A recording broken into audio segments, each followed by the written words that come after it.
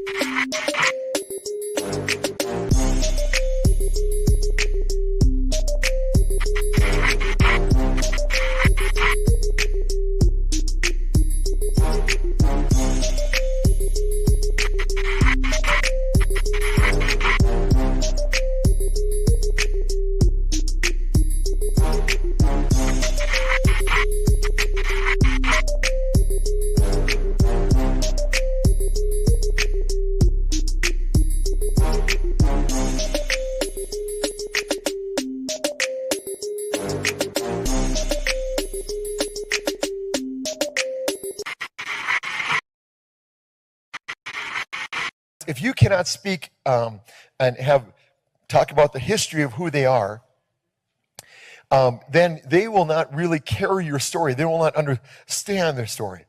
So today, the first thing I was the greatest revelation I was telling you a while back, is that most people trying to reach, and I'm going to specifically talk today, and next week will be Spanish, the following week the Asian, etc. But I'm going to talk specifically today about the black culture. And I wanted to right now, I know, and how many would agree that I am not black? Can I get a witness, everybody? Amen. Praise God. Praise God. Pretty white to me. Can I get an amen up in here? Yeah. Praise God. Amen. So here's the deal. But what I want to share with you is I want to talk to you about is that, you know, we went across the country and we found out there's certain things that help reach that culture and reach it effectively. And there's certain things that don't make it happen. Okay. And today I would like to talk about those things that do reach the culture, specifically the men of the culture.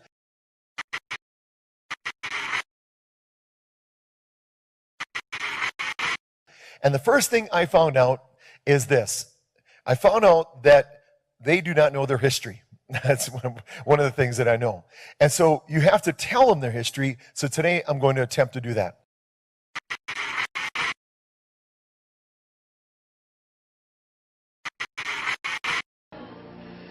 He's now positioned in a position of power and authority. He has given within him a belt. On one side is justice, and the other is blessing. He now is given the Constitution of God as a king. I give this to you, Bishop, as a sign of covenant, as a sign of release, as my sign of love for you. Amen. My brothers will come forth, 4 sons representing the 4 corners of the earth. They'll raise him up right now. He now is raised up from a commoner to a kingship. Come on, raise it up. And I'll walk him around.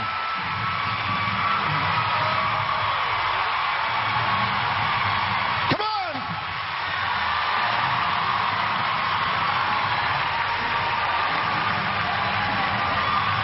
Come on, praise God.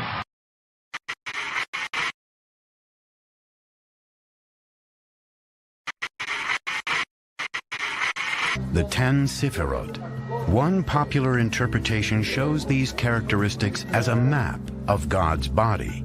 Kabbalists believe that if they can understand God's anatomy, they can learn how his powers work. These ancient drawings reveal that God's body is similar to humans. The top symbolizes God's head, which is the source of will, wisdom, and understanding.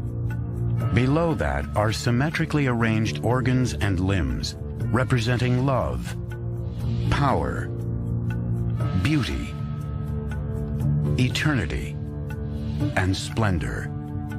The most unusual part of the diagram contains sensual imagery.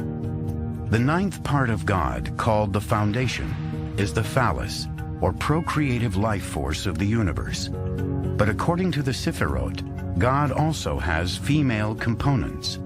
The final element, often called Shekinah, was depicted as the feminine half of God.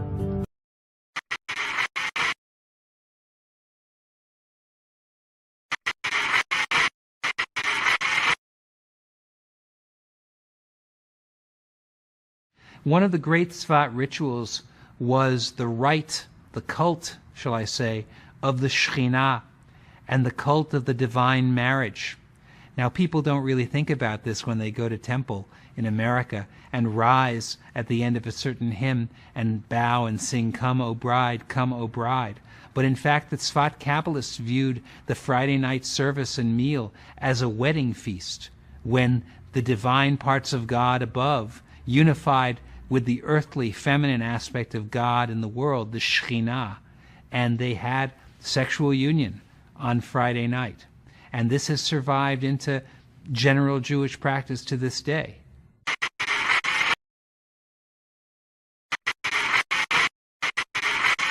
This is how the Zohar interprets the opening words of Genesis. The Hebrew is Bereshit bara Elohim, which we usually translate, "in the beginning, God created." But the Zohar insists on reading the words in the precise order in which they appear in Hebrew. Bereshit, in the beginning, bara, it created, Elohim, God. In the beginning, it created God. The Zohar takes that to mean, in the beginning, infinity created God.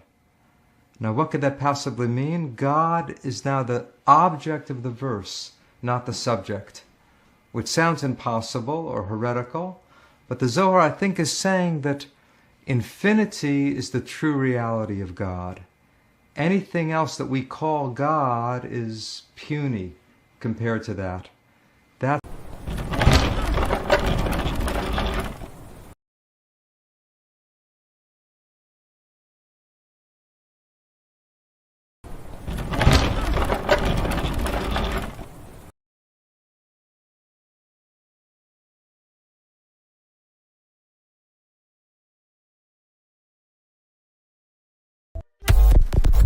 Genesis chapter 11 verse 10 explains the genealogy of Shem. Shem was a black man in Africa. If you repeat this fact, they can't laugh at you. If you repeat this fact, they can't laugh at you. If you repeat this fact, they can't laugh at you. There's only one true ethnic Jew, the Mizrahi Jew, because they are Africans, and if you read the original Bible written in Phoenician Hebrew, they're not. Jewish people are not Europeans. The modern Jews in Israel are Russians or Khazars to be precise, from Russia. I learned it from my grandfather that he was because he was an Ashkenazi Jew.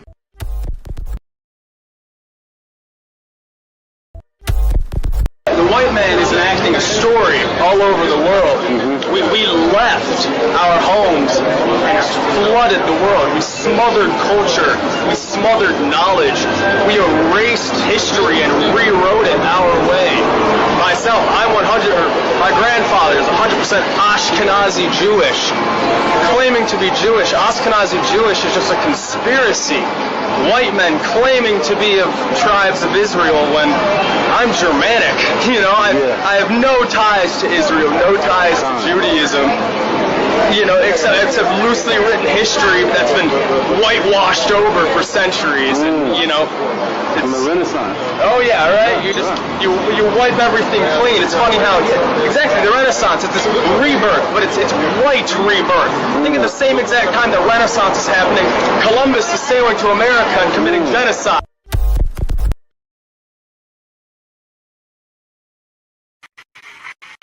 להתחיל לאסוף את המסתננים, לא צריך לחכות לבג"ץ, לא צריך שום דבר.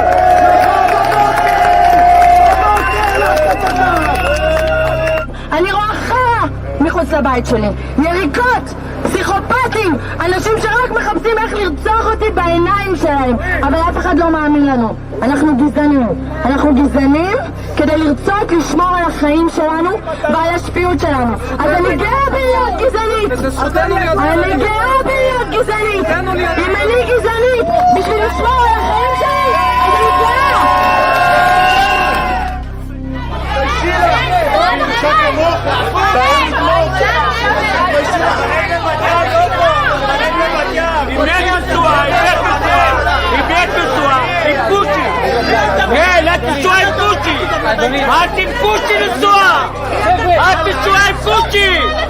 לכי את והוא! תלכי מפה! תלכי! את תשועה עם קוצ'י, לכי! לא מתפעלתם! איפה לך מגיע לדעת כמגעי!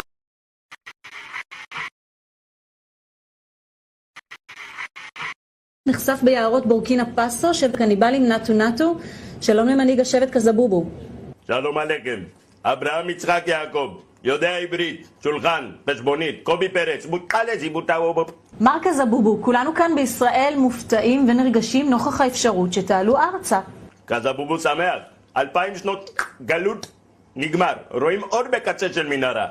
אתם בטוחים שאתם יהודים? התחלנו על חנן. אם הוא שחור הוא לא יהודי? לא בגלל שהוא שחור, הוא... מה? קניבל. ומי אתה שתגיד לו מה לאכול, אם הוא קניבל, הוא לא יהודי? אולי תבוא, תעשה אצלנו שבת? זה לא שיש לי משהו אישי נגדכם, אבל הפלשמורה למשל תקועים.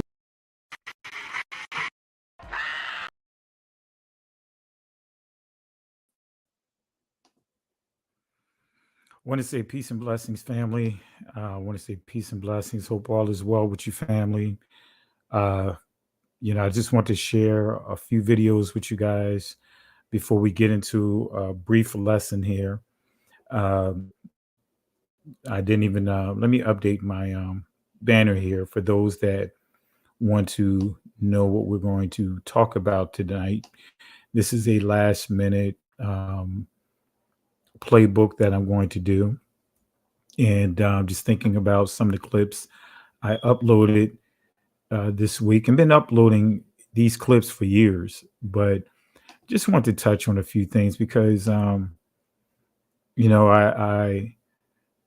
saw a comment in one of the posts dealing with the whole thing about the Simeon Toko, the pastor connection with Pastor Ambassador David Gilliam. And I saw a post that was really caught me by surprise and really didn't sit well with me. Is, this whole argument about the DNA, especially from my own people, right? I saw someone post, right? Minister Yakoba made a post in support of the post that I made exposing Simeon Toko, exposing Pastor Mello and his connection with Pastor Ambassador, whatever other names, David Gilliam, who's basically trying to promote himself into a Messiah status and has a connection with Pastor Mello and those guys. But this particular person posted and wanted to debate Yakob about his DNA. Family, this is how you know we are the people of the book. Because we're so busy trying to argue about things. We already got to deal with other people trying to tell us who we are and who we are not. And we're with each other. Someone that's making it a point to teach this truth. And it seemed as if they want to teach this truth too, but for some reason, we're stuck on minor stuff, arguing with each other about a technology that was created in the 18th century, but really was not used in the manner that it's being used today. It didn't begin this usage until 1958, 1957, 1958. And it was used to try to prove and confirm that your intellect is based upon your DNA. And what's the association with 1957, 1958? These haplogroups that many are arguing about, who created the haplogroups? Who created haplogroups? Who created these haplogroups? When was the E haplogroup created? When was the R haplogroup created? When was the J haplogroup created? Family, it's good to use these technologies, and I use it to debunk, right? Because many have asked me, hey, show me your DNA. You say you're Israel. You say your family this and your family that. And I just did it just to say, hey, look, here it is right here. Notice what it says. But why have endless conversations on a technology that's ever changing? Technology changes, family.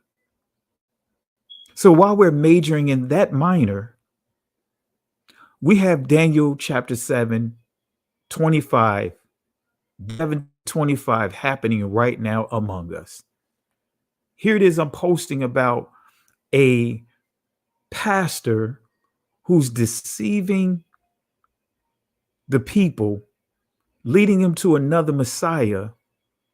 And the argument someone wants to go into is about DNA of another brother who's part of the community. And even if he wasn't part of the community, why argue DNA?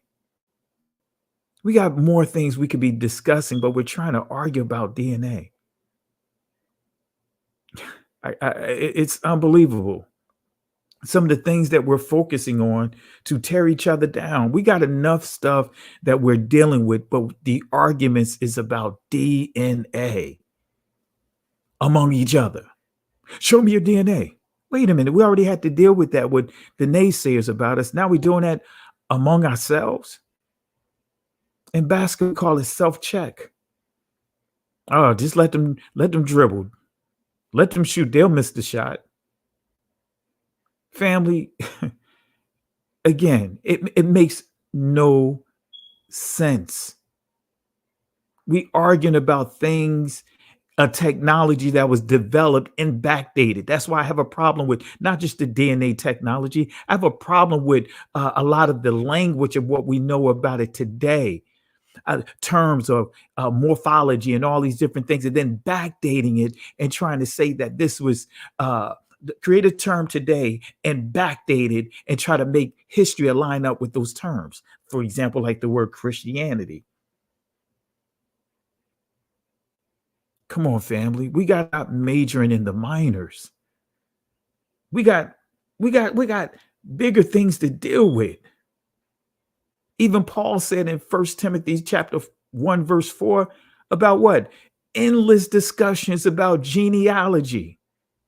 When it gets to that point that we're trying to debate someone about who they are and get to the point that you're trying to argue a technology that did not exist the way that it's being used, not exist prior to 100 years ago in terms of how it's being used now. Come on, family. It's too much, man. Don't get me wrong. Use it as a tool. I use it as a tool, to shut down the naysayers, but I'm not going to use it as if this is the end all be all. How are they identifying Israelites before 1957, 1958? And even the formulas that was put together didn't include us. Didn't include us. Matter of fact, let me play a quick video, and I'm going to get a book real quick because I want to make sure you guys understand. Let me just show. I'm going to do a quick video. Let me run to my bag, and let me get a clip out because I want you guys to grab hold of this. We're going to get into this lesson, Daniel 7:25, because it's going to tie right into a changing times and law. Right? So let's go ahead and show one more video. Let's show a video here. All right. And let me go ahead and get this book for you guys. Bear with me. Most Egyptologists and anthropologists, archaeologists of the Eurocentric persuasion will say that Egypt is in Africa. They had to concede that, but then they still draw the line by saying that they weren't Africans like that. In other words, they weren't dark-skinned people. And of course, this is all part of the Great Deception. And the reality is that if they give up Egypt, ancient Kemet, if they give that up and say that that was a part of Black Africa, then they will also have to give up Israel. And that's why they draw the line at Egypt, because if they give up Egypt, they've got to give up Israel. Now, we're going to go over here, and I'm going to show you where Israel sits on the African tectonic plate, which means that Israel is northeast Africa. Now, when we look at this map, this is the Sinai, okay? This is the Red Sea. This is Egypt. This is the Sinai. This is Israel. All right, this is Saudi Arabia over here. Now, if you see this in Hebrew, it says Haluach Afrikani, the African plate. Here it is right here. Israel is sitting right here. Israel is sitting on the Haluach Afrikani, which means that Israel is northeast Africa. Without question, we are in Northeast Africa. We are landlocked to Egypt, with the exception of the Suez Canal, which was a man-made ditch, a boundary now between, in fact, it's not even really a boundary anymore since Egypt has reclaimed the Sinai Peninsula. But nevertheless, even those of us who are Pan-Africanists in our thinking and Afrocentric, we forget and we leave off that portion of Northeast Africa and don't want to claim anything beyond that. Europeans classified this area as a Middle East. You know, and then since this the Middle East, the other question, where the Middle West? Where the Middle North and where the Middle South? They don't have no geographical terms like that. This book right here. I've been teaching out of this book for years on top of years. This book will debunk every argument. This book right here will show you just what I just pointed out, prove to you what I just said. These different DNA tests that you see happening, these different formulas and things that they put together had nothing to do with our people. It had everything to do with a specific group of people. The whole Kohen module and all that other stuff, man, that stuff was put together not to confirm our people, and we were not included in those formulas that they created, but it was to come up with a formula to confirm their people. Do you know, simply put, the Kohen, in other words, the Levitical priest haplogroup that they put together, the test that they put together, you know what it simply was? Okay, we got all these Jews, right? And understand anyone could be a Jew, because all it simply is, a Jew, if we understand the word in its true tense, is a convert. That's why you can have so many different DNA haplogroups contained within it, right? So what they did was they said, this is what we're going to do. We are going to take the DNA that's the least among the people. That's going to be the Kohen Y chromosome, the haplogroup, that the mutation to determine who's the Levitical priest. But little did they know that the Limbers was going to throw a monkey wrench in that whole formula. Why? Because they did use us in part of these testing. And now here it is. All these people want to talk about the mark of the beast, sitting here using the system of man Oh, come on, man. You want to talk about the mark of the beast, but you don't want to talk. You want to deal with it like, okay, it's the COVID or it's a computer chip. No, do you know this DNA stuff is a system of man? So now we're using that to tear down one another. Come on, family. This book right here, this book, this book, this book. How come I don't hear anyone teaching out of this book? Come on, let's start investing. Don't just go to that free downloads. Start investing in stuff like this. This is not something that's going to cost you a couple of dollars. You're going to have to invest. And this book right here will shut down every argument in regards to who is supposedly be the people of the book, people of the ancient people, descendants of the ancient people. And it'll give you a glimpse, an idea of who is the author, who is pushing the DNA information. This is a great book right here, Jit Van Straten, The Origin of Ashkenazi Jewry. Look it up, family. Look it up. Look it up. If y'all think I'm joking, go to Amazon and just see how much this book costs. Can one of the moderators just kind of look up in Amazon? And matter of fact, you guys look up in Amazon and tell me how much this book costs. Right? But again, we want to talk about the mark of the beast. We talk about the mark of the beast, but don't realize that the DNA, the way that it's being used right now, is overall, the agenda was not to confirm us in the sense that we think they did. No, it was to show, similar to Samuel Morton, when he was studying craniums, he tried to make a determination that your nasal cavity, your brain size, your skull determined your intellects and had us at the lower end of the totem pole. Now, what's the good thing about it? The bad, he was trying to use that to justify his belief that we were less than, we were not smart, was just a step above the beast, the animals, right? Christianity, Catholicism taught that we were created on the fifth day. We were beast. But everything that the enemy meant for evil, Yah turned it around for good, because he confirmed that the cranium of the Negro, niggas, right? Nah, God, y'all know what I'm going to do here. Let me put a couple of these in here just to kind of lighten up the mood a little bit.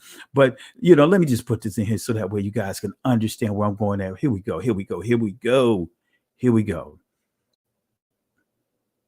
Negus. Strong's G 3526. Niger.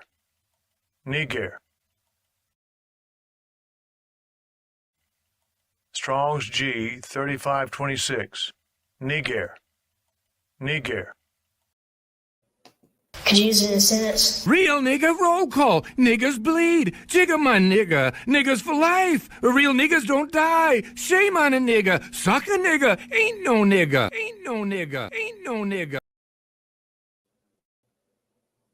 So, family, I'm putting this up here for a reason. Right? The DNA, right, of how it's being used, when it shifted its usage and really being used more, was in 1957, 1958. Is that a coincidence? Why is that important to know those dates? But now it's like they could come up with anything. They could come up with anything. They could say, we can come up with toilet tissue and prove who's the people to book. And then all of a sudden we fighting each other over the color of toilet tissue. Come on, family. Come on, family.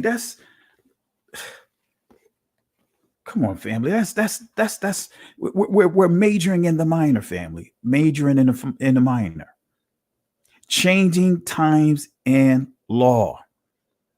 See, when most people teach Daniel chapter 7, verse 25, they focus on the Shabbat, right? If you guys agree that most of the time, 99% when you hear Daniel 7:25, they are dealing with the Shabbat. If you agree, type 1 inside the comment section. If you heard primarily when you hear Daniel 7:25, and matter of fact, I'm going to read it so that way you guys can understand what it says, right? Matter of fact, let me stretch the screen out.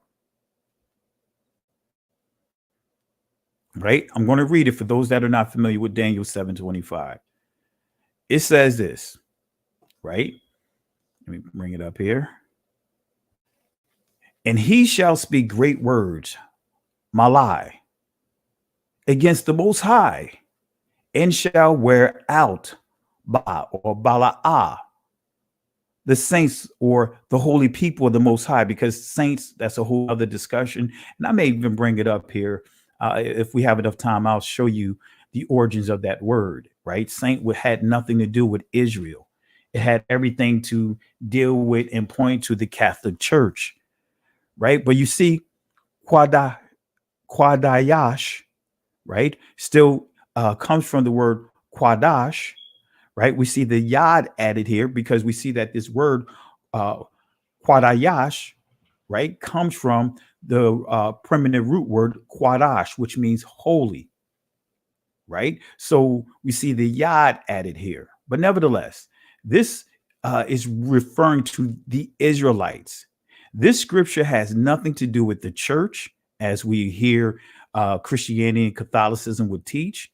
This is dealing with Israel, the holy people, Yah's chosen people. This has nothing to do with church. It has nothing to do with that. This has everything to do with a specific group of people. It is the Israelites. So it says, and he shall speak great words against the Most High, and shall wear out the saints, or should I say the holy people, the Israelites, the Yah's chosen people, right? The people of the Most High, and to change times and laws, and they shall be given into his hand unto a time and times and the dividing of times. Right? So when we see this passage, for the most part, you're going to hear people teach this passage based upon the Shabbat. So if you guys are in agreement, type 1 inside the comment section. If primarily when you hear this script, this passage taught, they teach it dealing with the Shabbat. So I see Sister Yvette Rivera. I want to say peace and blessings to you, sister. Appreciate the love and support, and thank you for the what's that hash app earlier. I really appreciate it, and let's show some love to Sister Rivera, Yvette Rivera, for blessing the ministry with a gift earlier today. Thank you for the contribution. And matter of fact, I'll just go ahead and post it inside the chat here for those, if those want to contribute outside of the super chat. I'll just go ahead and post this here. Let me see here.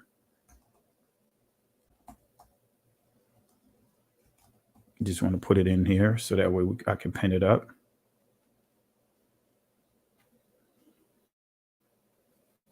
All right. All right. That's for those that want to contribute to the work that we're doing here. And thank you again, sis. Thank you for the love and support. But we see that she voted 1.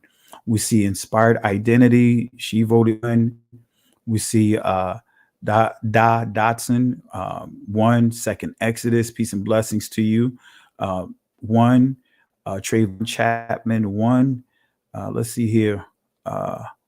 Lana Yashara Al, 111. Or actually, she put the quad up here. She had 4 1s up here. Lachelle Patterson, 1. All right. So most of the time, Sister Dixon, Monica Dixon, one, thank you for the love and support. Thank you, appreciate you, sis. So for the most part, you are going to hear the teachings in regard of this passage regards to the Shabbat. Let me get a few more in here. Brother Rod Lee, peace and blessings to you. Jacqueline Pug, I want to say peace and blessings to you. Jacob Yashara'al, Ernest Higgs. I want to say peace and blessings to you, Keith Wilson. Thank you for holding down the chat. Really appreciate you. Let's see here. Drea Lee, agree as well. Ya son, same thing as well. So Stacy Pullum, likewise, same thing. When you hear about this passage, it's teaching primarily of the Shabbat. All right. So this passage, if it was just going to refer to the Shabbat, right, it would just say the Shabbat, right? If it's going to just deal with when it says change times and laws, right, then it'll just say Shabbat. Why would it should not say just, if it's going to just deal with the Shabbat, then it just should simply say the Shabbat. Wear out the holy people of I think to change the Shabbat, think to change the holy days. But that is just part of it. The holy days is part of it. The Shabbat is part of changing times and laws. It's more. And I'm going to show you that it's more to changing times and laws, right? It's more. Starting with the Talmud, right? The Talmud. Many people don't understand the Talmud. Lines right up into the very passage that I shared with you. Times and laws, the Talmud, right? Because the Talmud is contrary to Torah. Let me say that again. The Talmud is contrary to Torah. Let me say it one more time. The Talmud is contrary to Torah. And let me prove some of this, or what I just pointed out, right? We're going to do a whole lesson. I'm just going to go through some of the deceptive teachings in the Talmud. This is 1906, the Jewish Encyclopedia definition of Talmud, right? It says here, right? Name of two works which have been preserved to posterity as the product of the Palestinian and Babylonian schools during the Amoraic period, which extended from the 3rd to the 5th century. Notice what it says, from the 3rd to the 5th century, right? One of these compilations is entitled Talmud Yerushalmi, in other words, the Jerusalem Talmud, and the other Talmud Babli, in other words, the Babylonian Talmud. Used alone, the word Talmud generally denotes Talmud Babli, but it frequently serves as a generic designation for an entire body of literature. The Talmud marks the culmination of the writings of the Jewish tradition, of which it is from a historic point of view. So let's go back here. I want you to pay attention to this, right? Notice the time period. It said name of two works which have been preserved to posterity as the product of the Palestinian and Babylonian schools during the Amoraic period, which extended from the 3rd to the 5th century, right? When we start getting an understanding of when the Talmud was written, when it began to be written, because it all wasn't written at that time, right? A bulk of it was written when we got to the 9th century, the 10th century, right? But this tells you right here, between the 3rd and 5th century, one of these compilations entitled Talmud Yerushalayim, in other words, Jerusalem Talmud, and the other Talmud Babli, which is referred to as the Babylonian Talmud, used along with the word Talmud, generally denotes Talmud Babli, which but it frequently serves as a generic designation for an entire body of literature. An entire body of literature, right? changing times and laws, and to put things in this proper perspective for many of you guys that may not understand.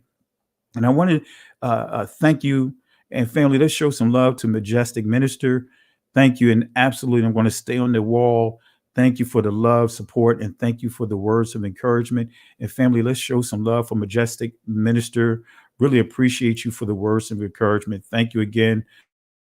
Thank you. Appreciate it. All right. So when we start dealing with changing times and laws, now, family, I didn't have time. And matter of fact, right? Let me plug up. I'm going to plug up my hard drive. And I'm going to see if I have enough time while we're doing this teaching to upload a video by the Jewish community. So that way I'm going to use them to confirm what the Talmud is, because they're going to tell you the Talmud is the Oral Torah. What they're going to tell you is when the Most High gave Moses the commandments, there was no instructions on how to carry them out, basically. So the Most High gave them two sets of laws, the written Torah and also the oral Torah. But then they'll tell you that with the threat of the Romans and, with the threat of different communities, they decided, supposedly because again, we cannot say that they are direct connection with the ancient people of the book, because guess what? The DNA, right? Their own DNA test tells us that they're not the people of the book. Their own DNA test. Their own people will tell you that they are not the people of the book. They're converts. Their own people will tell you this. There's only one true ethnic Jew, the Mizrahi Jew, because they are Africans, and if you read the original Bible written in Phoenician Hebrew, they're not.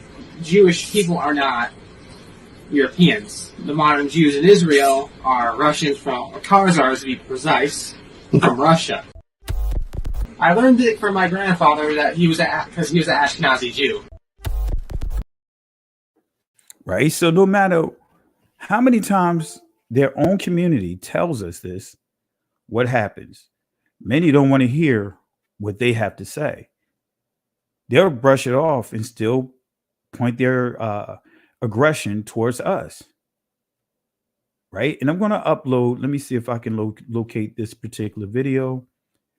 And I will upload it so that way you can hear what they say about the Talmud. When I say they, rabbis from the Jewish community, as we know them, giving information about the Talmud. Let me see here.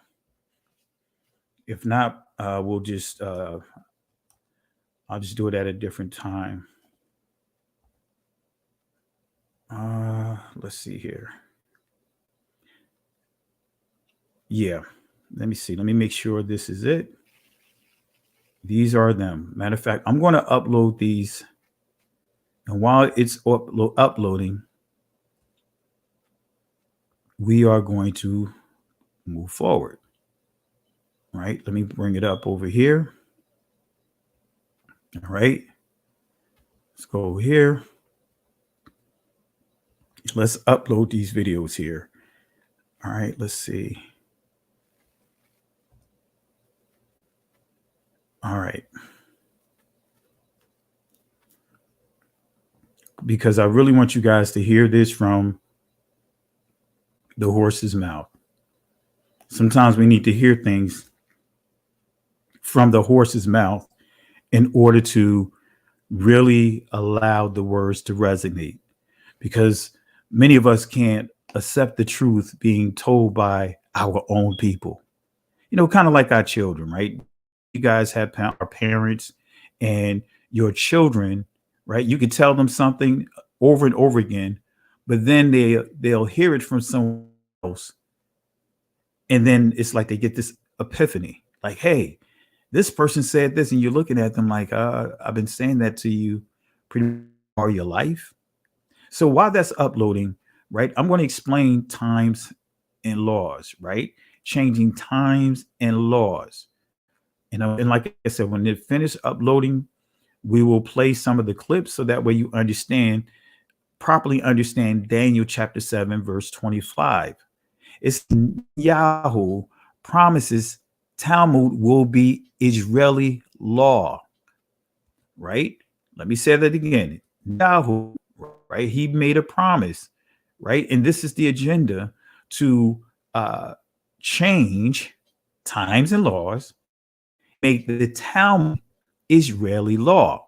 And when you understand the word Israeli, that word is not used for the ancient Israelites. That word is used for those that are occupying the territory now, those that may have been born there, but not originally there, right? Those that have come from another location, right? Israeli is for those that are not the ancient people. That's what the Israeli is designated for those that are not the ancient people. Cannot get around that. As a matter of fact, let me see if I can put the definition here real quick. And we're going to touch on a couple of articles, right, by Netanyahu about the Talmud, right? I believe I don't think he's still in power, but that's still the overall agenda, right? So let me pull it up. Let me show you the definition of Israeli. Since I brought it up, I like to give sources. I don't like to just say something without giving actual sources. So let me go ahead and give you the source. All right, let me put it up here. All right, let's pull it up here. Israeli. All right.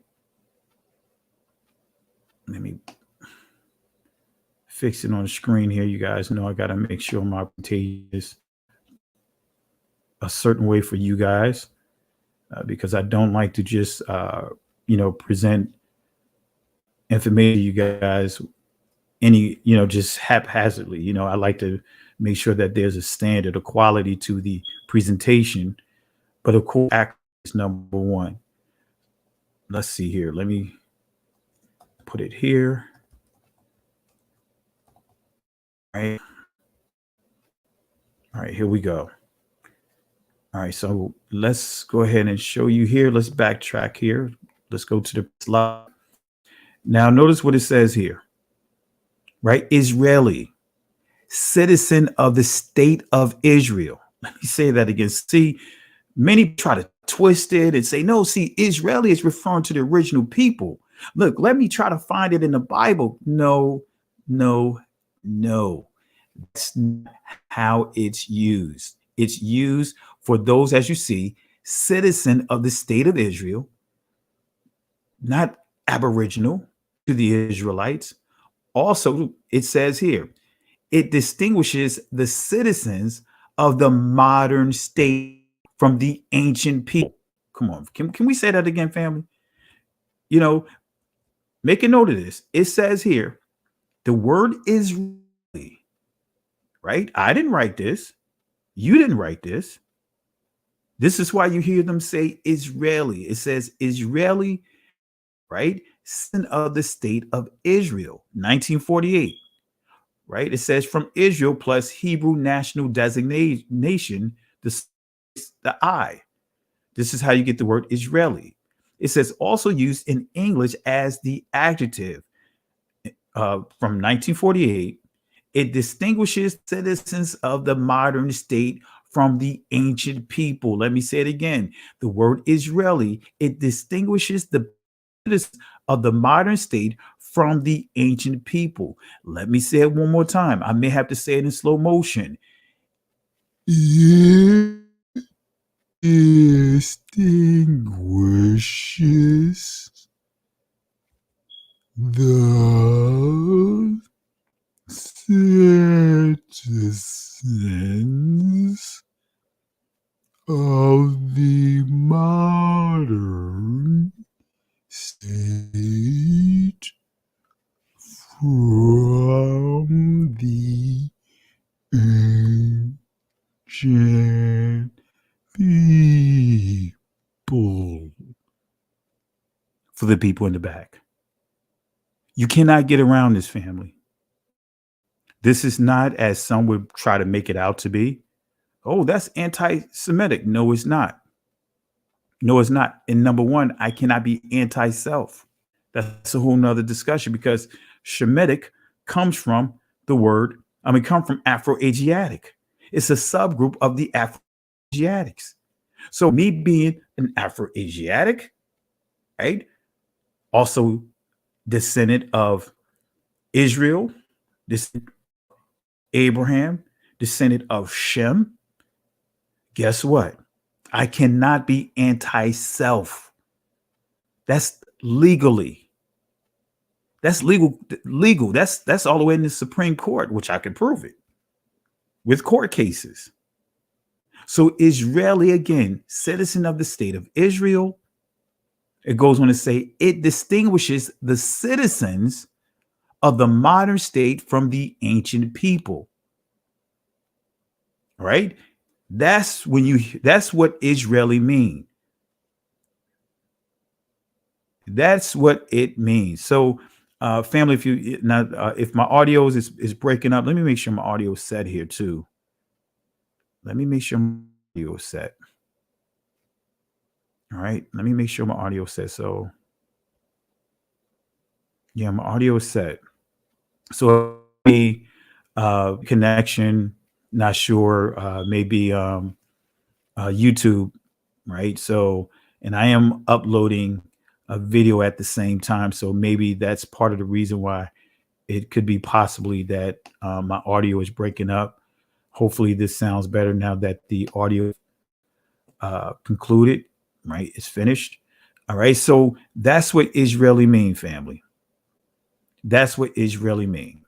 Okay. So with that being said, let's continue. So Netanyahu promotes, or should I say promises, that the Talmud will be Israeli law, right? So this is for the modern people. Prime Minister Benjamin Netanyahu reportedly revealed at a Likud conference on Wednesday some remarkable facets of the basic law he submitted last Thursday, which would enshrine Israel's status as the nation state of the Jewish people. That is literally using the word Jew or Jewish interchangeably with all of Israel. This word Jew is supposedly be a translation of a translation, or should I say transliteration of a transliteration of a transliteration of Yahwadah. That's the ancient pronunciation of Judah, Yahwadah. Some would say Yehudi. This word Jew is supposed to be a transliteration of pointing to the tribe of Judah, pointing to Judah, the son of Jacob, right? Judah, the southern kingdom, but not synonymous to all of Israel. So this right here tells you, gives you the agenda of the modern people there. I can show you with an old document proving that the agenda was never about the ancient people of Israel. Actually, the original name for Israel that they were trying to promote was the new Jewish state. It was not Israel. It was the president that crossed off the name label Jewish state and wrote in the state of Israel. I know I mentioned it. I got to go up. I got a source up. Let me show it right now. I can hear some of the thoughts here from some of the naysayers, right? Pastor didn't give a source here. Let me give you a source. Let me do exactly what I normally do. Let me see. Let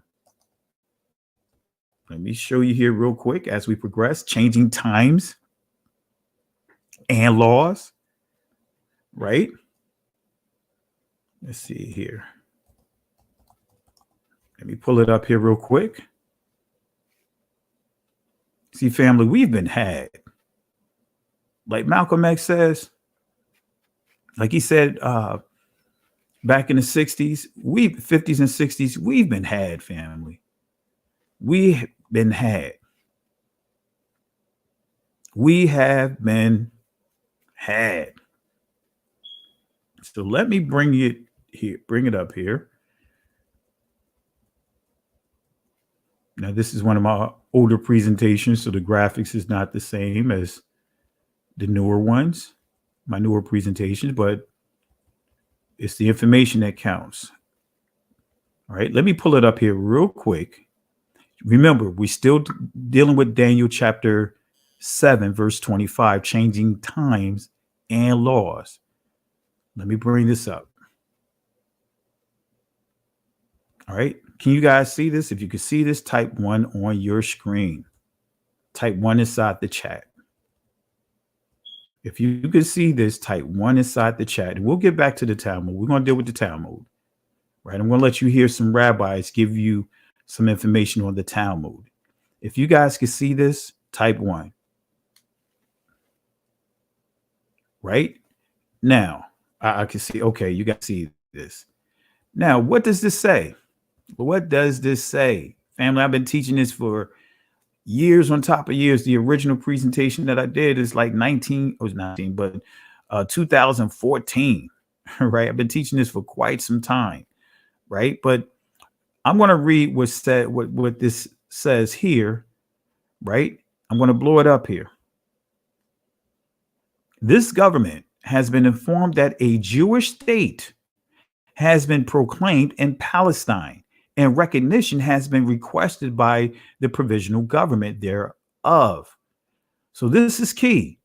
The recommendation, right, of the Jewish people, Jewish community as we know them, right? They came up with the name a Jewish state, not Israel, but they were recommending Jewish state. Let's not stop here. Let's continue. It says the United States recognizes the provisional government as the de facto authority of the what? Notice what it says here, right? The president, right? He crossed out, and at that time it was Harry Truman, as you see here. He crossed out Jewish because they wrote New Jewish State. That was, if had he not crossed out New Jewish State or state right here, that's what Israel today would be called. Notice what it says. He crossed it out and he wrote over it, State of Israel. And I believe, my belief is that the Most High touched that pen because Truman had a relationship with the Jewish community. If you study the history, he had a great relationship with the Jewish community. But their agenda had nothing to do with the ancient people and restoring the ancient people. It was establishing their agenda, modern agenda moving forward. They created a language, right? Because we study in Genesis chapter 10, right? Each nation that descended from the seeds of Noah, each one of them had land, family, and here's the kicker, tongues, Lashon. So they had their land. Well, they didn't have land. Their original land was not in this territory, was over in Europe. But now here it is. They created a language. They already had their people, but now they targeted a territory. They also targeted Uganda. I shared that before. So you see here, this is a government document. And for those that don't have the link, I'm going to drop it in the comment section. I don't have a problem with sharing sources, family. I'm going to drop it in the comment section. Right? Just so that way you guys can go to the link yourselves. This is the actual link right here. Right? So again, they did not care about restoring the ancient people, but take a heritage from the original and transfer it over to themselves. Right? So again, you see it on your screen. Israel's name was supposed to be, according to their agenda, It was supposed to be the new Jewish state. But Harry Truman, the late President Harry Truman, crossed out Jewish state and wrote State of Israel with his own hand. All right. So let's go ahead and continue with the changing of times and laws. Let's continue. Let's get back to it, right? And before we're going to read this article right here, and then I want to share with you the Talmud. I'm going to let you hear the Jewish community, let you hear their rabbis give you clarity. Now let's go ahead and get through this article, and then I'll play it. All right, let's read through this article again. Prime Minister Benjamin Netanyahu reportedly revealed at a Likud conference on Wednesday some remarkable facets of the basic law he submitted last Thursday, which would enshrine Israel's status as the nation state of the Jewish people. The new law also would establish the Talmud, the core work of Jewish law, as an official basis for Israeli state law. I'm going to personally be involved in the law defining the state of Israel as the nation state of the Jewish people. Netanyahu reportedly told Viter, it's a very important law that will influence how Israel will look in the future. Wait a minute, let me go back here. It is an important law. Notice what it says. It is a very important law that will influence how Israel, right, the continent, the makeup of the continent, and the people will look in the future, right? Continually to this day, wiping out a whole group of people, right? Taking an identity that belongs to a people, right? Let me read this one more time. I got to read this one more time. I was going to go back, but it is a very important law that will influence how Israel will look in the future. Look in the future. Look in the future.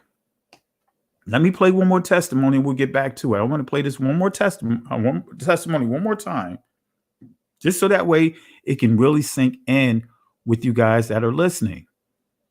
Right? Let's play this one more time. You guys heard me play this earlier as I was just going through the clips. Let me play it one more time. The white man is enacting a story all over the world. We left our homes and flooded the world. We smothered culture. We smothered knowledge. We erased history and rewrote it our way. Myself, my grandfather is 100% Ashkenazi Jewish. Claiming to be Jewish, Ashkenazi Jewish is just a conspiracy. White men claiming to be of tribes of Israel when I'm Germanic. You know, I have no ties to Israel, no ties to Judaism. You know, except loosely written history that's been whitewashed over for centuries. And, you know, from the Renaissance. Oh yeah, right. You wipe everything clean. It's funny how exactly the Renaissance is this rebirth, but it's white rebirth. I think at the same exact time the Renaissance is happening, Columbus is sailing to America and committing genocide.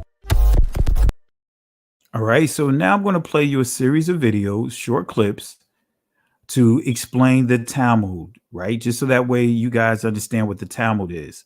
I'm going to let you hear from the horse's mouth. Here we go. We would not know how to live on the Sabbath if it were not for the oral law. We would not know what the laws of the dietary laws of kashrut are if it were not for the oral law.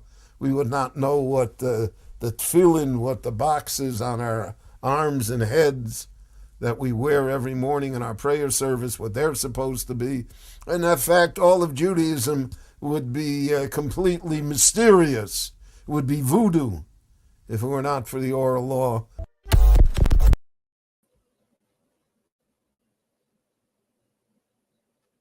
Now, did you guys catch that? Right. And I got to get my light turned back on. Right. I had to unplug one of my lights. Right. So that's why my image look a little dark because I unplugged one of my lights here. So that way I can connect the hard drive.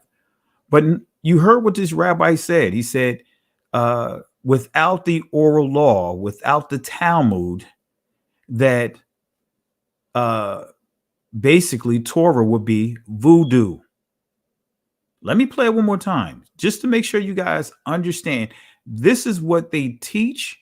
This is a well-respected rabbi among the Jewish community. He said without the Talmud, basically the Torah would be like practicing voodoo. Let's play it one more time. We would not know how to live on the Sabbath if it were not for the oral law. We would not know what the laws of the dietary laws of kashrut are if it were not for the oral law. We would not know what the tefillin, what the boxes on our arms and heads that we wear every morning in our prayer service, what they're supposed to be. And in fact, all of Judaism would be completely mysterious. It would be voodoo if it were not for the oral law. Right? So when you understand that, Shabbat, it's literally laid out how to honor the Shabbat. He said it's not there. He made he quoted a number of things that's in the law, which is also referred to the law given to Moses. The first 5 books of what we would call the Bible. In the biblical times during the time of the Messiah was referred to the law and the prophets. So he said it'll be voodoo. So now let's go ahead and let another rabbi, let me allow you to hear another rabbi explain the Talmud. Here we go. We Jews believe that when Moses went on Mount Sinai, he really received 2 Torahs, so to speak. One is the written Torah that we know as the Chumash, or the 5 books of Moses. And the other was an oral Torah, or explanations of those 5 books and all the rules and regulations and understandings of Jewish life. In addition to the 5 books, the revealed books of the Torah, the written Torah, includes also the writings of the Jewish prophets and a selection of writings called Ketuvim, the writings, which consists of books of history, books of revealed poetry like the Psalms, and also books of wisdom like Proverbs. And this constitutes the revealed written Torah. Now, did you catch it? He said in the Talmud, it's the writings of the Jewish prophets, not referring to the Torah, right? Not referring to Moses, not referring to Joshua, not referring to those prophets, right? But referring to these modern prophets among their group that came together and put this Talmud together. Now I could really explain it, based upon how it's formatted. When you see Rabbi, you'll see Rabbi A says, Rabbi B say, Rabbi C say. That is what is called the apparatic criticus, right? That's how it's written out, right? When you understand the Talmud, as he just pointed out, he said that Moses was given 2 laws, the written and the oral. So now that they supposedly wrote this oral Torah down, now we have 2 written Torahs. Changing times and laws. Changing times and laws. The Most High, as a matter of fact, the Messiah summed it up in Matthew chapter 22. He said, when he was asked about what is the great commandment, he didn't say the replacement of the commandments or create a new commandment. He was asked the question, what is the one great commandment? In his opinion, basically, what is the great commandment? trying to trip him up. And the Messiah said to love the Father. Then he goes on to say in the second, he didn't say one, he just said in the second, he didn't stop at one, he said in the second, like the first, that we love each other. And he said that the law and the prophets, in other words, what's referred to today as the Old Testament, he said the law and the prophets, right, will teach these two key principles. So when you understand, as I pointed out, I explained this, especially if you guys go and see the go back over the lesson I did about Creflo Dollar part 1, when I explained this. The 10 Commandments is covenant. Those are the words of the covenant. Now, when we start getting into the laws and statutes, those are in place to explain how to carry out the commandment, especially if we took the approach of looking at how this governmental system is laid out. You have the Constitution, right, which has articles and amendments and Bill of Rights, right? We have the Constitution, right? That is the covenant of the United States, right? Then you have laws to explain how to carry out the Constitution. Then you have statutes and ordinances on how to carry out those laws. You can't make it any plainer than that. So those are in the scriptures, because guess what? Genesis tells us that Abraham he did everything the Most High told him to do. He honored the laws, statutes, and commandments. So that tells us he kept the covenant. And he followed the instructions on how to carry out the covenant. Family, it's just that simple. Changing what? Times and changing laws. Still dealing with Daniel, right? Chapter 7, verse 25. Right? Let me play one more clip from this rabbi and we'll continue. What about that oral Torah? So to understand the oral Torah, I have to understand the ways in which the written Torah is, so to speak, incomplete. Imagine, for example, you were to be confronted with something like this. This is the schematic diagram for my gas fireplace. Now, if you understood schematic diagrams and you were an electrician, you could look at this immediately and know immediately how to install one of these things. Well, I don't have that background, and so I can't do that. What I need is a teacher. I need somebody to teach me the system, to help me to understand what these terms mean, what these symbols mean, and with that, I'm able to actually do what I have to do. The same thing with the Torah. There are many things in the Torah which are left unclear, and we have many commentaries that we study with, which would help us to be able to understand what the text says. But we also have a tradition of oral interpretation and understanding that goes all the way back to Moses and is passed on from teacher to teacher to teacher to teacher, all the way.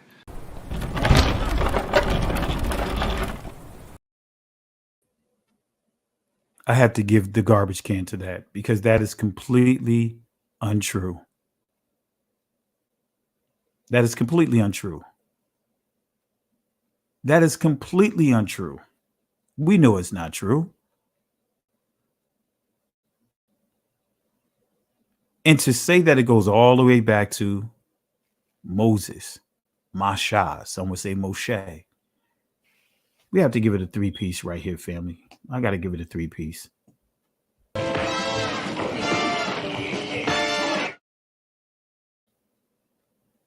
See, family, this is what's being regurgitated to us right now. It's plain and simple how to carry out these commandments. We have the details of how to carry out these commandments. It's right there. It's right there inside the scriptures. I don't want to play any more of those clips, man. It's just, it gives me a headache. So we were warned by the Messiah in Matthew chapter 24 about the secret chambers. The Messiah warned us about the secret chambers, because in these secret chambers, decisions are made to change times, laws, and present another Messiah. See, when Congress pass bills and all of that, when they vote on it and pass them, especially if it's something they know is going to be controversial, they pass it while everyone is asleep. A bulk of the bills get passed while everyone is asleep in those secret chambers. So in the secret chambers, decisions are made to change times, laws, and present another Messiah. This is Matthew chapter 23, right? Starting at verse 1, right? It says, then spake Yahushai, in other words, transliterates to Jesus, right?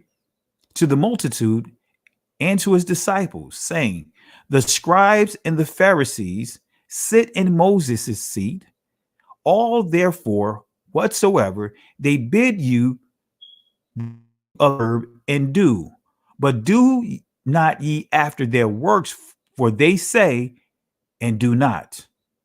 For they bind heavy burdens and grievous to be borne, and lay them on men's shoulders, but they themselves would not move them with one of their fingers. We're dealing with traditions of man, because they began to create traditions of man, traditions of the elders, and the Messiah had to correct. The Pharisees was trying to confront the Messiah about his disciples supposedly breaking the traditions of the elders, and the Most High corrected them and said that, hey, you guys are breaking the commandments of the Most High. For they bind heavy burdens and grievous to be borne, and lay them on men's shoulders, but they themselves will not move them with one of their fingers. But all their works they do for to be seen of men. They make broad their phylacteries, right? And enlarge the border of their garments, and love the uttermost rooms at feasts, and the chief seats in the synagogue. Yeah, they want to look good. They want to sit in the seat of Moses. They want to sit in front of the people. They want to sit in a place to where as though they're lifted up among the people. They want to look like they got it together. And notice what he goes on to say, and call no man your father upon the earth, for one is your Father, which is in heaven. Neither be ye called masters, for one is your master, even in the Messiah, the anointed, the Son of the Most High. 1 Peter chapter 3, verse 5 through 7 says this, right? You're going to deal with this word master, Adonai, because we see that the Most High said, hey, call no man father, right? That's what Christ said, right? Call no man father. Let me go back here. Call no man your father upon the earth, for one is your Father, which is in heaven. Neither be ye called masters, for one is your master, even the Messiah, even Christ. Right? 1 Peter chapter 3, verse 5 through 7 is this. For after this manner in the old time, the holy women also who trusted in Elohim adorned themselves, being in subjection unto their own husbands. Even so, Sarah obeyed Abraham, calling him Lord, in other words, Adonai, whose daughters ye are, as long as ye do well, and are not afraid with amazement. Likewise, ye husbands, dwell with them according to knowledge. Give honor unto the wife, as unto the weaker vessel, and as being heirs together of the grace of life, that your prayers be not hindered. See, I get really offended when I hear the horror stories of men telling them their wives to call them master, right? Call them master. Ancient word is Adonai. And I'm going to explain to you what it simply means. But not this suppressive word that we see here. Right? Adonai, and I'm going to explain to you what Adonai means. Now, Israeli language, many of you guys will pronounce it Adonai, but it's Adonai, right? In ancient Hebrew. But let's look at the word master. Let's see the Greek definition of this word. It says this, kurios. It says, by implication, Mr. as a respectable title, right? And we see some transliteration, God, Lord, Master, Sir. These are transliterations, but it says it's a salutation, right? But let's go into the Hebrew, right? Let's see what the Hebrew says. And this is key, right? We see meaning to rule, and we see these same words, Lord, Master, but then we see owner. But this is the key. It says reference to men. Notice what it says. In reference to men, superintendent of household, of affairs. So they were not using this oppressive word. Sarah, right, recognized that Abraham is the superintendent of the household. Now we have so many men that want to be, especially many of the guys that try to make their wives, force their wife rather. Let me make sure I'm saying singular because many take it as if I'm promoting polygamy, right? But want their wife to call them master. Many of these guys are telling their wife that they can't pray to the Father without mentioning their name. In reference to men, Adonai is referring to superintendent of household. And many of these men don't even have a house, don't even have a house. House is in more than likely it's the woman that's holding down the house, but yet want to be referred to as a superintendent of the house, right? So the Hebrew word for master, Adonai, is also used as a salutation of respect, such as Mr. or Sir. But when we go to the word master, right, this is a very suppressive word. A man having control or authority, a teacher or tutor. But let's take it a step further, right? We see the word great, but let's go beyond that. Let's go to the verb definition of this word. And this is how it's being used, even within slavery, right? This is how it's used, masa, right? It says here, to get the better of, prevail against, reduce to subjugation. Wait a minute. This is what they're referring to when they say master. These people that are trying to force their loved ones, their wife to be to tell them to call them master. To get the better of, prevail against, reduce to subjugation. Man, active hostility. That is the spirit of active hostility that was there from the very beginning. That's the G3:15 doctrine, right? And I will put enmity between thee and the woman, and between thy seed and her seed, and it shall bruise thy head, and thou shalt bruise his heel, right? So the destruction of the true Messiah. Let's deal with this. The destruction of the true Messiah. That's what we're seeing today. Like I had to deal with that situation, as you guys already know, about how many are pushing, starting with this Pastor Gilliam, connected with Pastor Mello, pushing Simeon Toko, pushing him as being the second coming of Christ. Got his hands caught in the cookie jar and tried to backpedal and doing all kinds of deceptive things to try to, how can I put it, throw off the scent. So the destruction of the true Messiah. What does the Talmud say about Mashiach, right? The true. The Talmud acknowledges the existence of the Messiah. I want to make it clear, right? Because when I deal with non-messianics who deal with the Talmud, right, I'll show them that, hey, look, the Talmud recognizes the existence of the Messiah. It may not be complimentary, but they acknowledge that he exists, right? And I'm going to prove it here. Sanhedrin 43a. Notice what it says. It was taught on the eve of Passover. Yeshua, or Yeshu, was hanged for 40 days before the execution took place.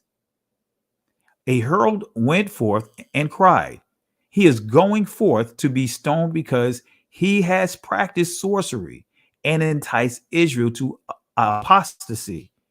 In other words, to fall away. So they're saying that the Messiah, they saying Yahweh Shai HaMashiach, he was doing he was performing miracles, but they referred it to as being sorcery. And if you study history right now, the Jewish community as we know them, they already declared someone to be their Messiah.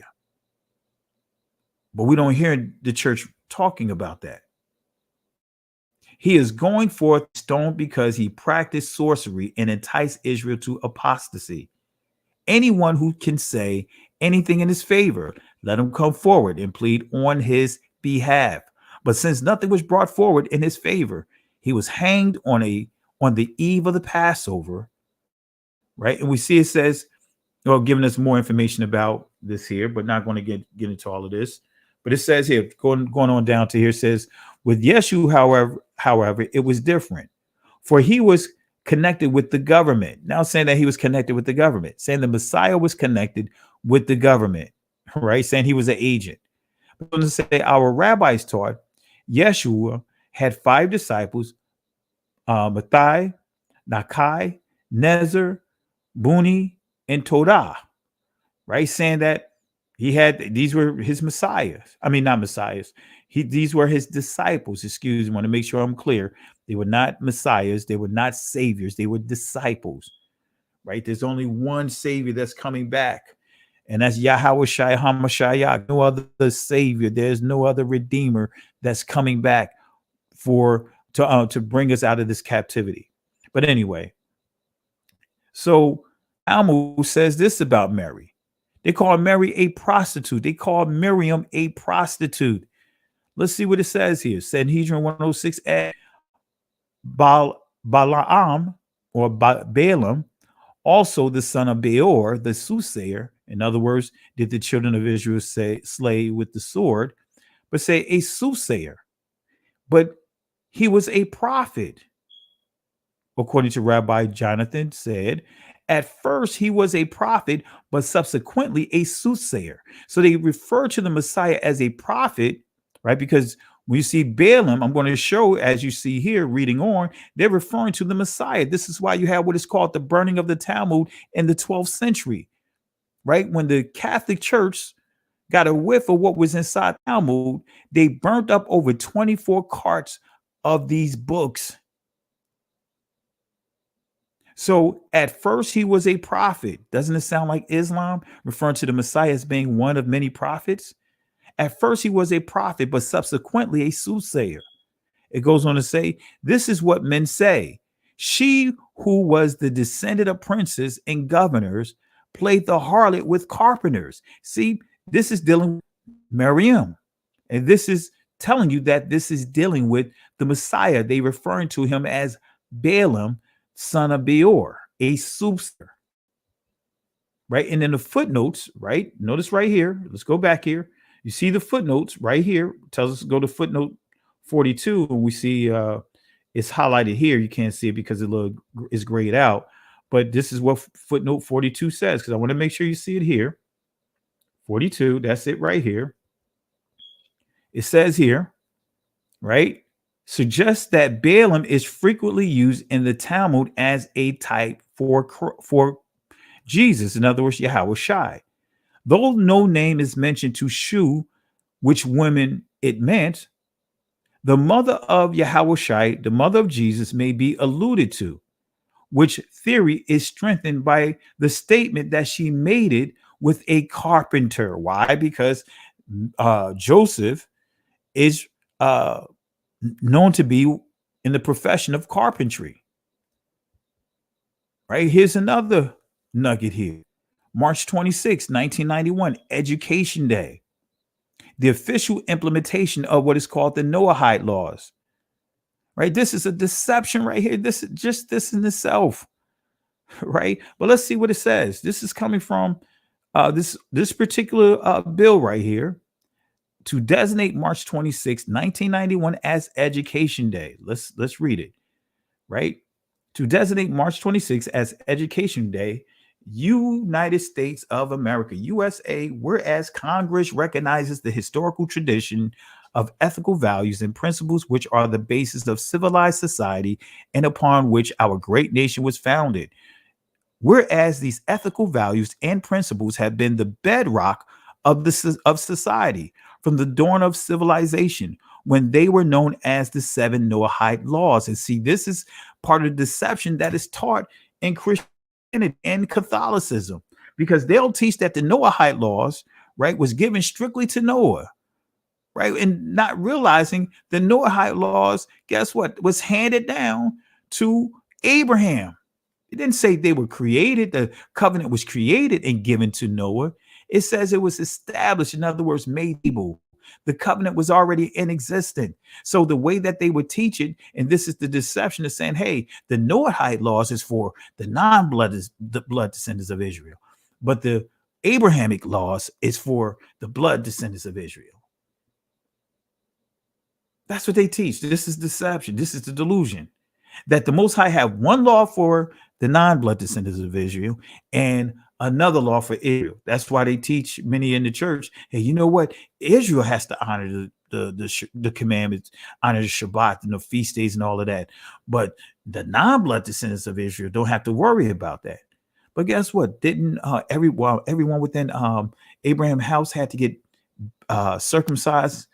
Not just his sons and not just those that were related by blood to Abraham, but all the servants, all the non-descendants of Israel within that household of Abraham, because Israel didn't exist at that time, had to be circumcised if they were going to stay within his household.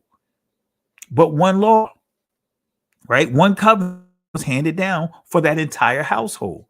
Then when we go to Exodus chapter 12, towards the end of that chapter, one law for the homeborn and the foreigners, the strangers that's among the Israelites. Then you could go to Isaiah chapter 56. Anyway, I could go all through the scriptures and pick apart the nonsense that is being taught, that there's multiple covenants floating. But this right here is basically saying the high covenant is for the non-blood descendants of Israel. Why is this in this bill, this education bill, when they were known as the seven Noahide laws? Whereas without these ethical values and principles, the edifice of civilization stands in serious peril of returning to chaos. But here's the kick. Whereas society is profoundly concerned with the recent weakening of these principles that has resulted in crisis that beleaguer and threaten the faith of society. Whereas the justified preoccupation with these crises must not let the citizens of this nation lose sight of their responsibility to transmit these historical ethical values from a distinguished past to the generation of the future. But this is what you need to pay attention to. Whereas the Lubavitch movement has fostered and promoted these ethical values and principles throughout the world.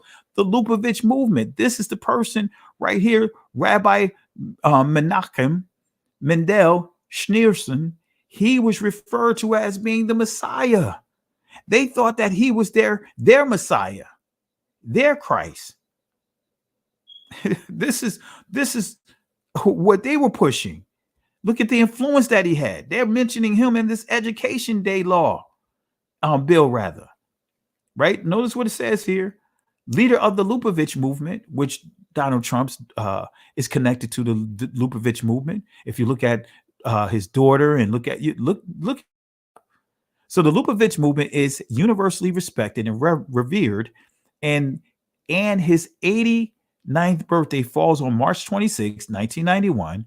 Whereas in tribute to this great spiritual leader, this Rabbi, his 19th year will be seen, or 90th year, will be seen as one of education and giving, right? So they're paying homage to him. Why are they paying homage to him and a bill for education?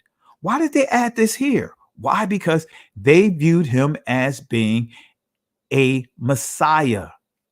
They viewed him as being the Messiah for their people. See, they want to make sure the Messiah looked like them. Be for with the community. right? That's what they want. That's why they reject the Messiah of the ancient people. But the Lubavitch movement, all right? The Lubavitch movement, make a note of that. It says, world to the moral and ethical values contained in the 7 Noahide laws. And this is, again, dealing with a covenant as it was handed down to Noah. There was more than 7 if you pay attention to the details of the text, because the Shabbat wasn't just given to Israel. The Shabbat was given to Abraham. They all honored the Shabbat, right? So why was it reiterated when by the time Israel came into play? Why? Because Israel lived in Egypt. When in Rome, do like the Romans do. Israel began to take on many of the practices of the Romans. Like, for example, they built that golden calf or that goat demon.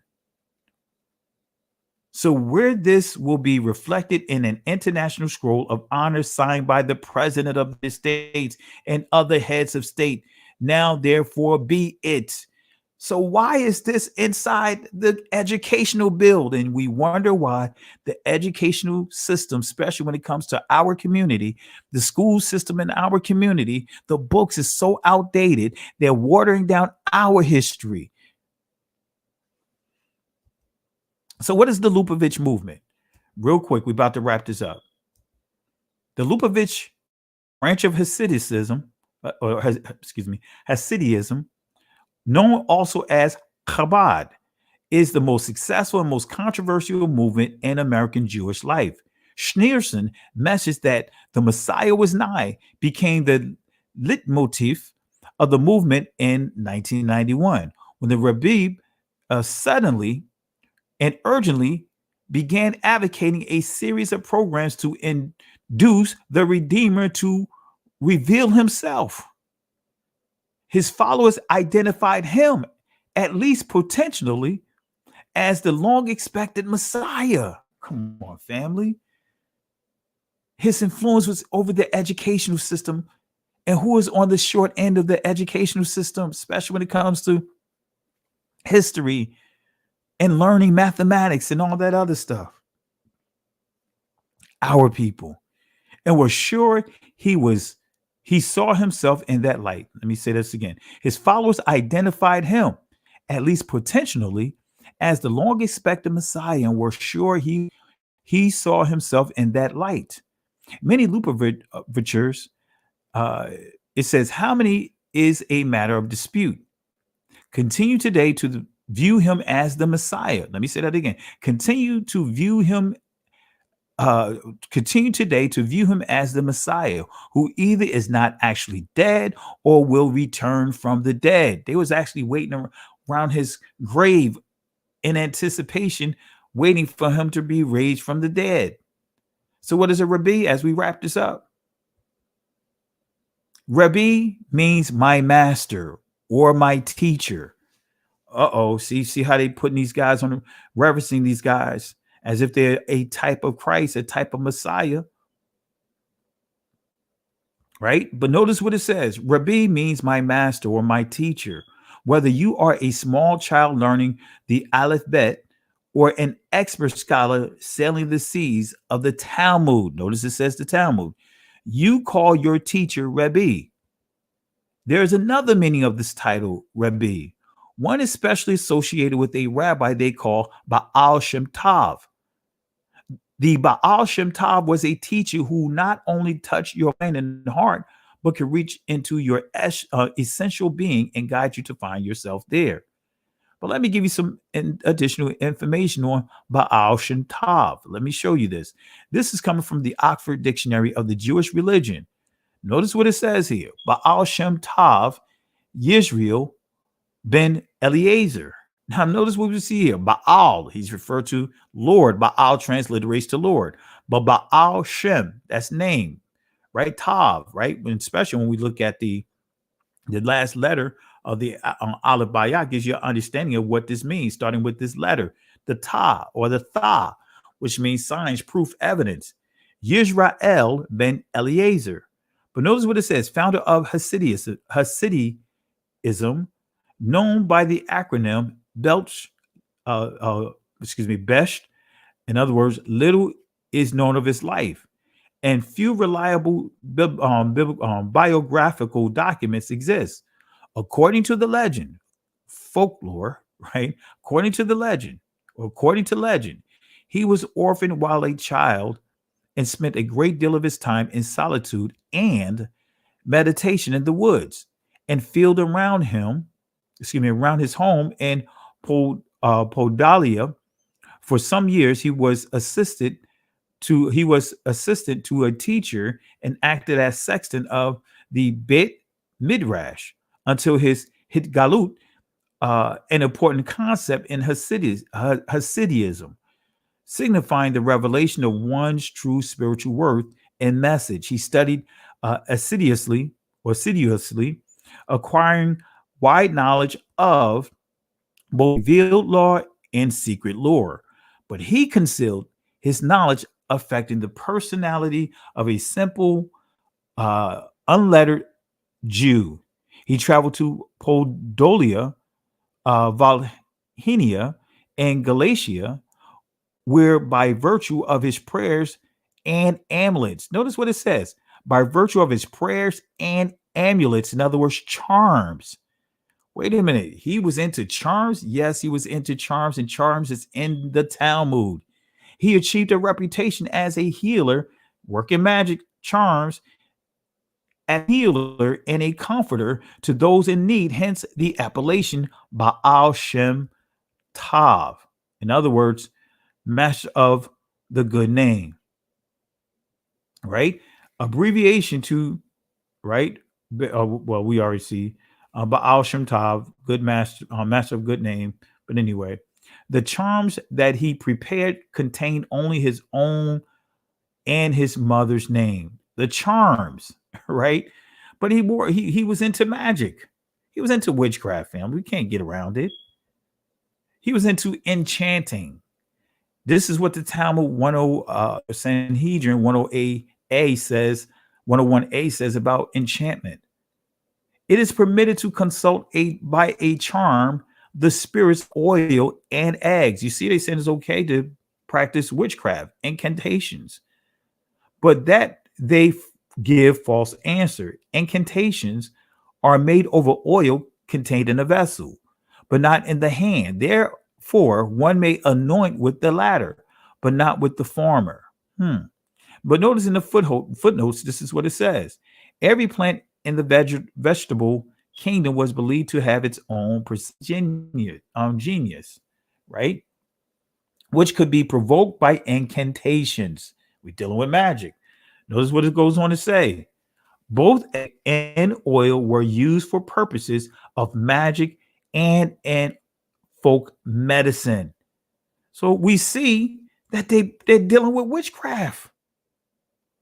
They're promoting witchcraft. This is anti-Torah because Deuteronomy is clear. Leviticus is clear. The Most High is clear about not using witchcraft. But we see that this Baal Shem Tav is using and practicing witchcraft. Right? This states the practice, right? It's in the footnote of 18. Right? Here's 18 right here. And you go to that footnote 18, it says this states the practice, not a ruling. Right? So this gives you an idea of what that particular sentence within the Talmud says. So in the secret chambers, they redefine marriage. Right? Barakoth 61a, look at what they say about marriage. In the rib which the Lord God had taken from man, made he a woman. Right? And it's dealing with the rabbis in their arguments. It says one said that this rib was a face. The other said it was a tail. No objection can be raised against the one who says it was a face, since so it is written, behind and before thou hast formed me. Then we go to the Eruvin 18a. It says the first man had two faces. So like Shakti, two faces.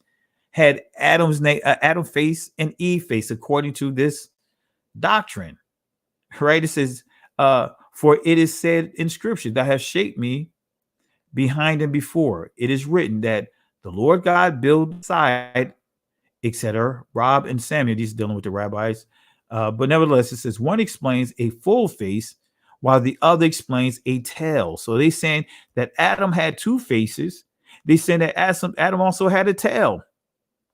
They're saying that Adam and Eve occupied the same body. They're saying that Adam and Eve was a transvestite, right? He was a trans. That's what they're teaching. According to him who, right? And guess what, family? They teaching that Adam was this. Adam was created in the Father, in the image of the Father. So they're saying the Most High is this. Let me give you a source, the Jewish Midrash. Notice what it says about Adam. He created him in hermaphrodite. In other words, bisexual. This is right here. Right? When the Holy One, this is the digital copy of the Midrash. When the Holy One, blessed be he, created Adam, he created him in hermaphrodite. In other words, bisexual. For it is said, male and female created he them and called their name Adam. Right? Notice what we see here.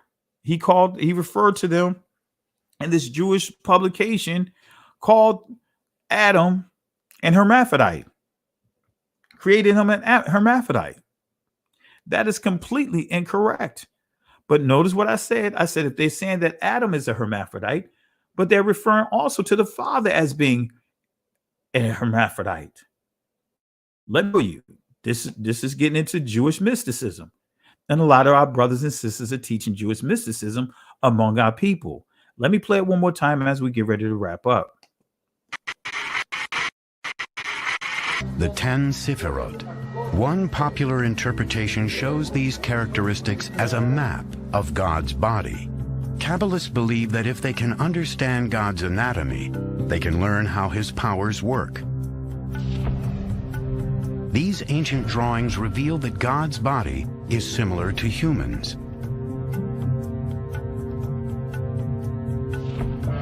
The top symbolizes God's head, which is the source of will, wisdom, and understanding.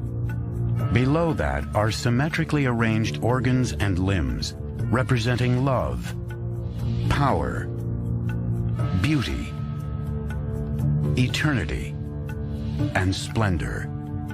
The most unusual part of the diagram contains sensual imagery.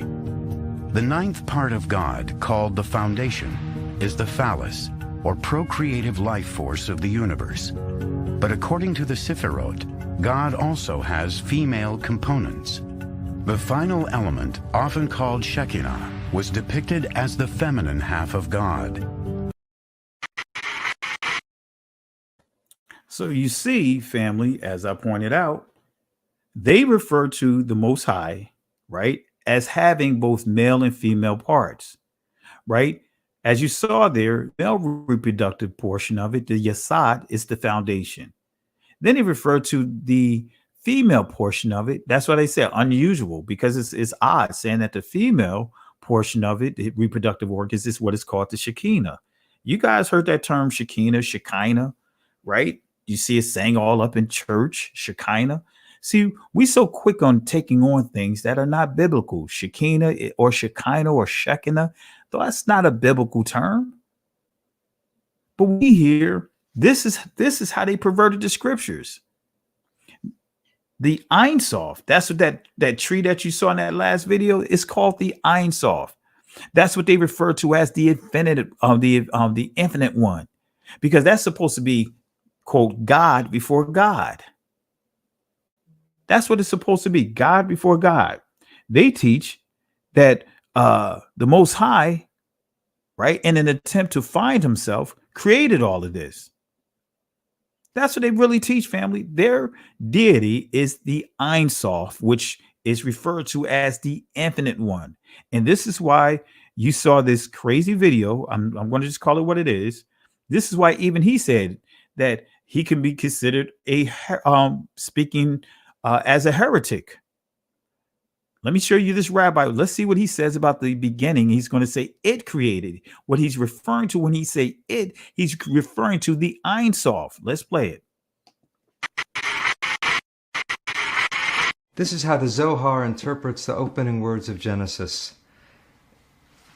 The Hebrew is Bereshit bara Elohim, which we usually translate in the beginning, God created. But the Zohar insists on reading the words in the precise order in which they appear in Hebrew. Bereshit, in the beginning, bara, it created, Elohim, God. In the beginning, it created God. The Zohar takes that to mean, in the beginning, infinity created God. Now, what could that possibly mean? God is now the object of the verse, not the subject, which sounds impossible or heretical, but the Zohar, I think, is saying that infinity is the true reality of God. Anything else that we call God is puny compared to that. That's our own imagination or our own estimate of what God could be. See, that's what he just said. He just proved what I just said. See, this is the Kabbalah, right? You're getting into Jewish mysticism. And the Jewish community, as we know them, right?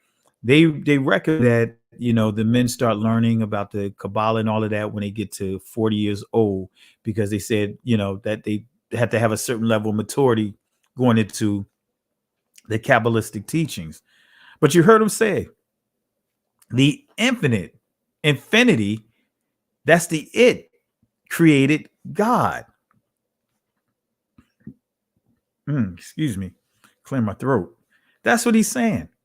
That infinity that he's referring to is the Ein Sof, which means infinity, means the infinite one. So they believe the Ein Sof is God before God. I'm going to play this clip one more time for us, the 10 Sifra on the Shekinah. Listen to it again. The 10 Sifirot. One popular interpretation shows these characteristics as a map of God's body. Kabbalists believe that if they can understand God's anatomy, they can learn how his powers work. These ancient drawings reveal that God's body is similar to humans. The top symbolizes God's head, which is the source of will, wisdom, and understanding. Below that are symmetrically arranged organs and limbs, representing love, power, beauty, eternity, and splendor. The most unusual part of the diagram contains sensual imagery. The ninth part of God, called the foundation, is the phallus, or procreative life force of the universe. But according to the Sifirot, God also has female components. The final element, often called Shekinah, was depicted as the feminine half of God. Now, family, I want to show you another source here, just so that way you can get an understanding of what Ein Sof is. You can look it up, EINSOF, Ein Sof, right? The infinite one, right? Refer to it infinite. Let me share this here real quick as we get ready to wrap up, because I am getting sleepy, right? Let me put this back up. Let me see, share screen.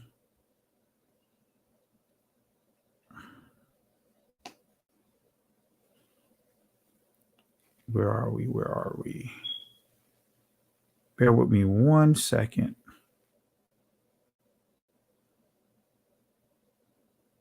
Right here. All right. I'm going to zoom this in so that way you guys can see it.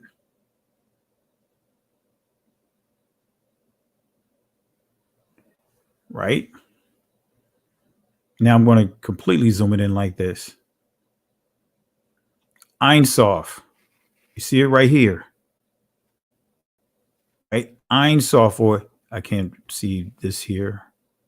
All right, so that, yeah, so it'd be Ein Sof, Ein, right? So or Sof, right?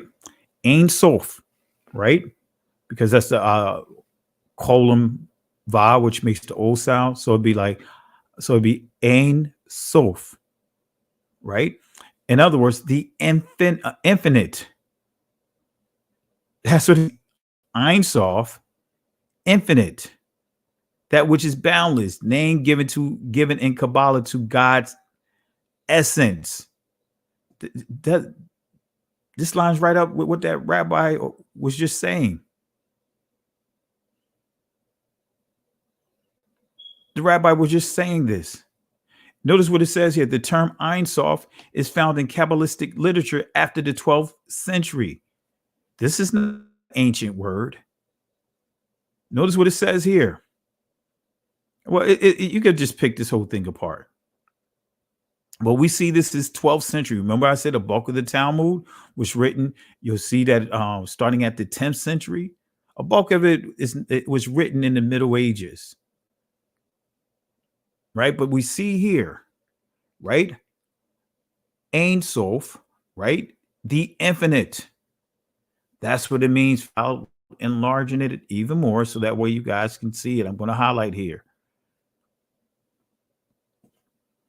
This is the stuff that many of our brothers and sisters are being led into, right?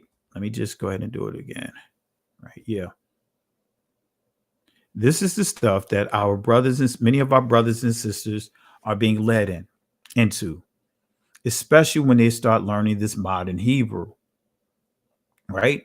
They are led into following another Messiah. They are being led into the Kabbalistic teachings, Freemasonry, right? Judaism. I'm not on Judaism, but Freemasonry, fraternities and sororities. They will lead you right into this right here. The Kabbalistic teachings. You'll see the Shekinah or Shekinah. You'll see them dealing with Judaism. Is it a coincidence? Absolutely not. So, family, I'm going to stop right here. As you see, I already have sleepy eyes. You know, my eyes always look like I'm about to fall asleep because of my eyes. But I'm going to stop right here. And, this is what we have to understand when we start dealing with times and laws of Daniel 7:25. It's not just changing the Shabbat. It's changing Torah. Changing Torah by coming up with this anti-Torah. This so-called oral Torah that's written down. Now you have supposedly two written Torahs. Makes absolutely no sense. That is not biblical. That is not of the Most High. That is a deception. That is a strong delusion. This is the product of what is called the system of man. 666, the system of man. The system of man, 666. And part of the system of man is religion. All right. So with that being said, family, really appreciate the love and support. Thank you guys for all the contributions. We got a lot that we're going to do upcoming. Well, we're not going to do it on the Shabbat because tomorrow's a Shabbat night, but we're going to do the first day of the week, which would be technically at night, that we're going to start it off with, but it'll be what many would call Saturday night, right? So we're going to do a special teaching. We're going to deal with the 144,000 to make sure you guys have a proper understanding of 144,000. I'm going to cover a little bit about the Jehovah's Witnesses, of what they teach about the 144,000, but I'm going to give you proper clarity because many don't properly teach the 144,000. You'll see the 144,000 is written, mentioned in Revelation chapter 7, but then you'll also see the 144,000 mentioned again in Revelation chapter 14. All right, so we'll touch on that this upcoming weekend. So with that being said, family, in the words of Moses, or the words of the Most High given to Moses, when Israel was in a place of complaining, stating that they should have stayed in Egypt, right? Why? Because they were at what seemed to be a dead end. And, they cried, their cry was to go back. They started complaining. They wanted to go back into Egypt. So the Most High told Moses to calm their nerves with these words. Exodus 13, Exodus chapter 14, verse 13 to 14. Said, fear ye not, stand still, see the salvation of Yahweh. These Egyptians that you see here today, you will never have to deal with them ever again. In other words, they will not have power over you ever again. The Most High will fight for you, but you have to hold your peace. In that text, the Hebrew word for peace, actually proper translation would be, and you shall not just hold your peace, hold your tongue. You shall be quiet. The Hebrew word is charash. Remember, we just taught on that, right? Charash nak, right? We just learned on that when we taught about the feast days. Charash nak, that means peace, be still. So the disciples, not by the Messiah, was told to be still, calm themselves, and quiet. But here, the Most High encouraged Israel through Moses to be quiet. It says the Most High will fight for you, but you have to hold your peace. Can't go back, can't stay here. Keep moving forward. Shalom. Listen, Genesis chapter 11, verse 10 explains the genealogy of Shem. Shem was a black man in Africa. If you repeat this back, Genesis 14, verse 13, Abraham steps on the scene. Being a descendant of Shem, which is a fact, means Abraham too was black. Abraham, born in the city of a black man, called Nimrod, grandson of Ham. Ham had 4 sons. One was named Canaan. Here, let me do some explaining. Abraham, Isaac was the... Jacob had 12 sons, for real, and these were the children of Israel. According to Genesis chapter 10, these were the children of Israel. According to Genesis chapter 10.